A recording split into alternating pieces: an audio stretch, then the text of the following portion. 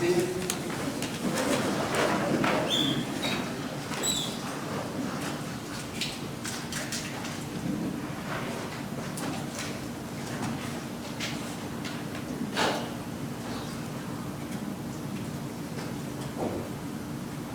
We'll give everyone an opportunity to come in who wants to come in.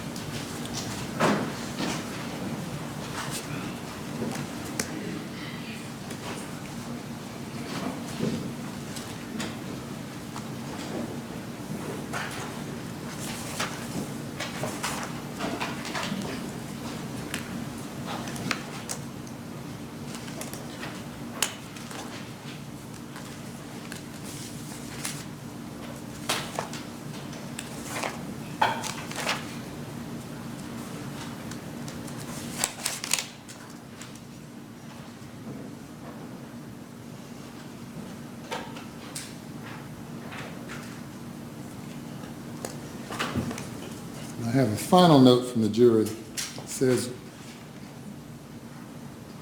"We as the jury regret to inform the court that despite the best efforts on all members, we are unable to come to a unanimous decision in the case of the State versus Michael Slager." So I'm going to bring the jury out and to declare a mistrial, give the State and the defense an opportunity to thank the jury if you desire. Thank you, Judge.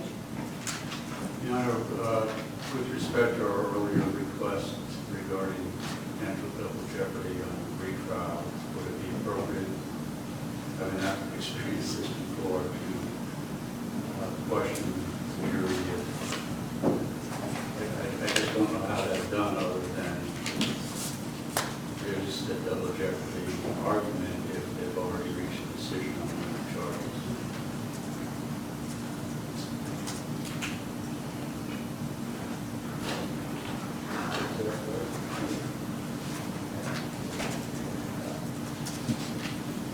Wisdom of the court. Your Honor, we would object to that. I believe in South Carolina that the law is when there's a mistrial, there's a mistrial. And the court is not to deal further as to splits or where they were on one charge versus another charge. And the parties are to be, go back to square one as if this trial had never happened. Inherent in the jury's indication that they're unable to reach a unanimous decision means they have not decided any charge. If they decided murder, they would have indicated that we unanimously find the defendant guilty of murder. If they found manslaughter, they would have indicated that. If they found not guilty, they would have indicated that. So I'm not going to inquire as to anything further other than declaring a mistrial. If you'll bring the jury, please.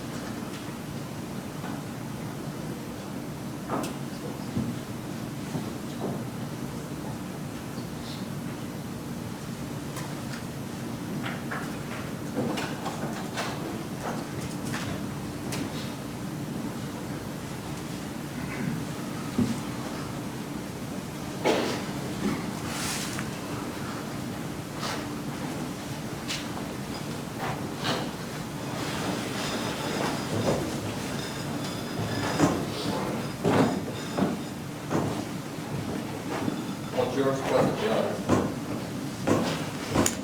Thank you.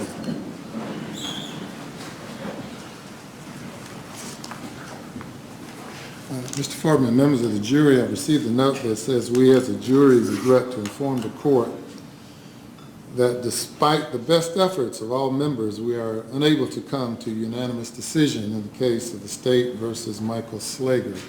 Is that correct, Mr. Foreman? Yes, sir.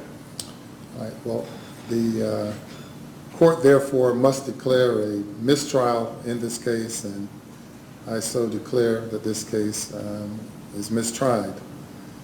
I want to thank you for your valiant effort and your hard work in trying to reach a unanimous verdict in this case. It's a difficult task, as I explained the other day, and that's the way our system works. And it requires a unanimous decision of the jury. And jurors play a pivotal role in our system. And under our Constitution, jurors have a constitutional right to serve and to decide cases and not be discriminated against in jury selection or in jury service, and to reach a unanimous verdict. And if there's no unanimous verdict, then we're back to square one, and that's where we are in this case.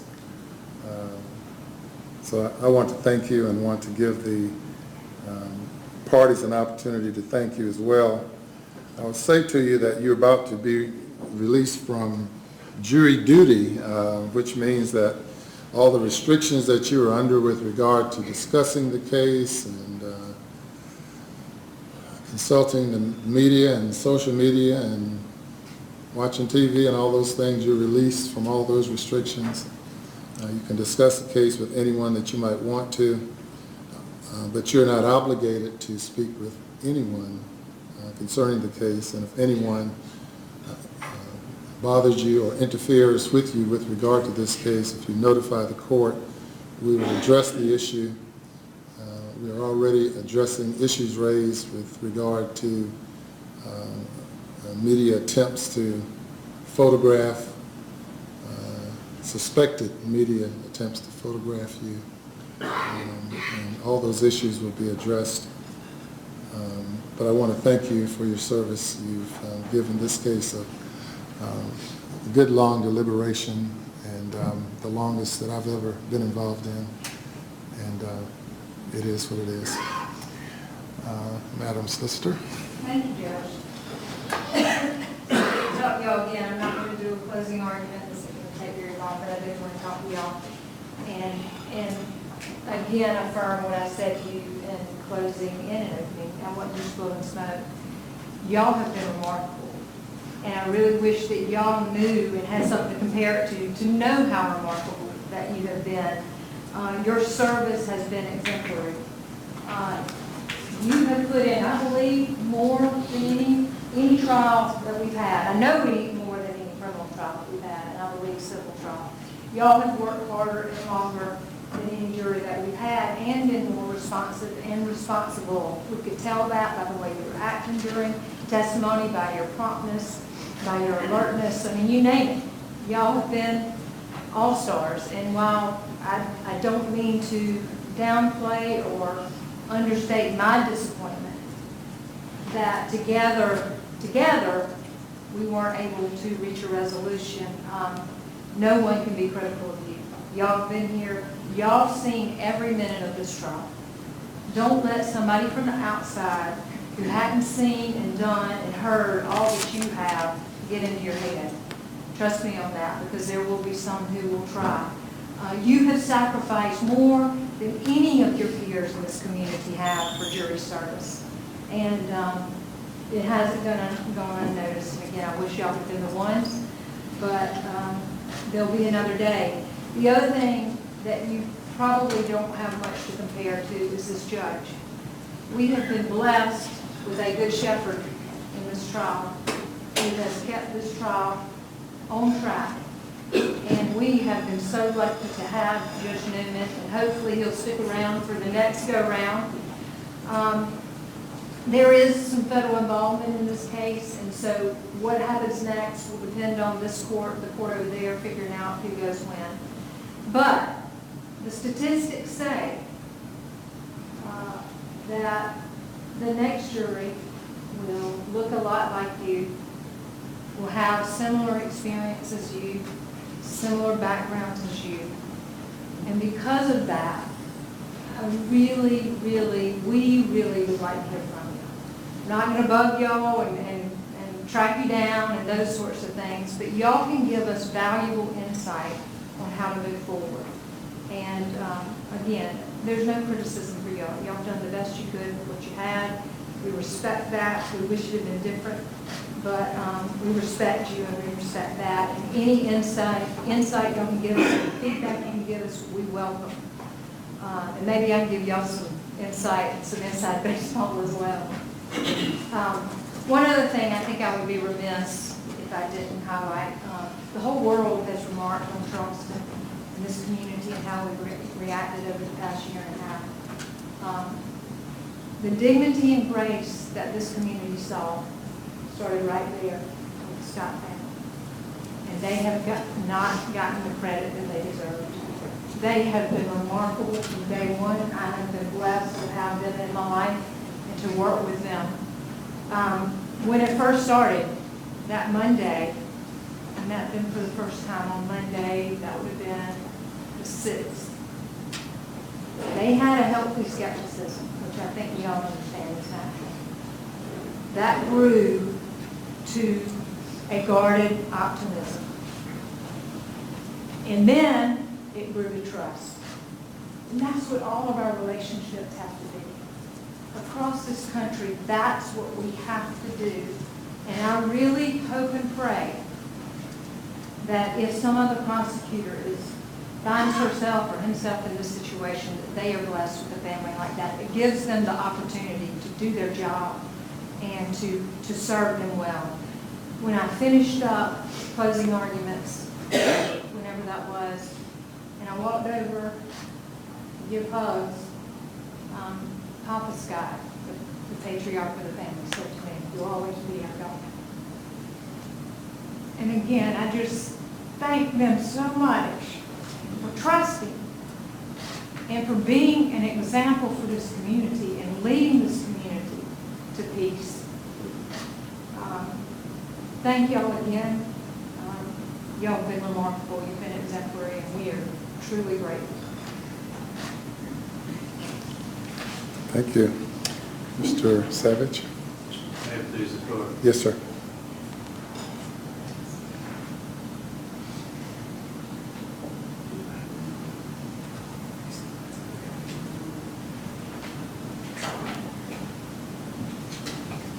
Donna, can you stand up, please? Don McHugh, Phyllis Shealy, my wife Cheryl, and the other people in the courtroom. I want to join and say thank you for what you have done. You know, you represent the community, you don't represent an individual. I'm in an automobile accident this afternoon. It's not intentional. I control that case. This is not a case about an individual or a family or family members. If you look at your indictment, it says the state of South Carolina. It doesn't say Walter Scott.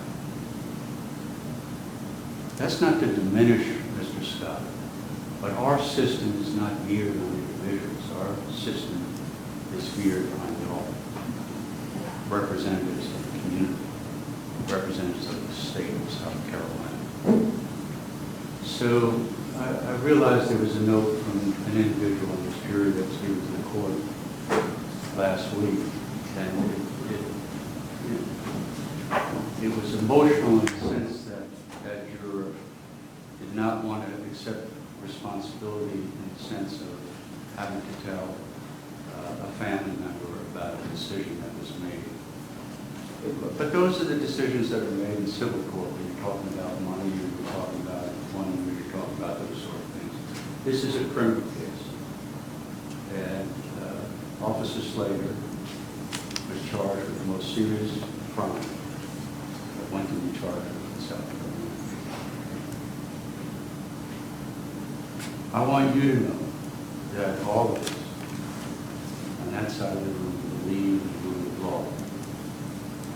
No matter what the circumstances are, no matter who that person is that's been charged, no matter who the party is that's been injured, the rule of law has to be preserved in this country. And you have done that. And I thank you.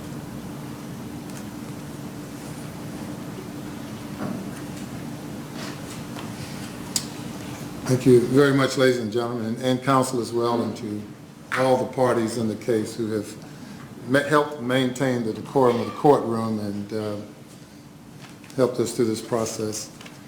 You are now dismissed. Thank you very much.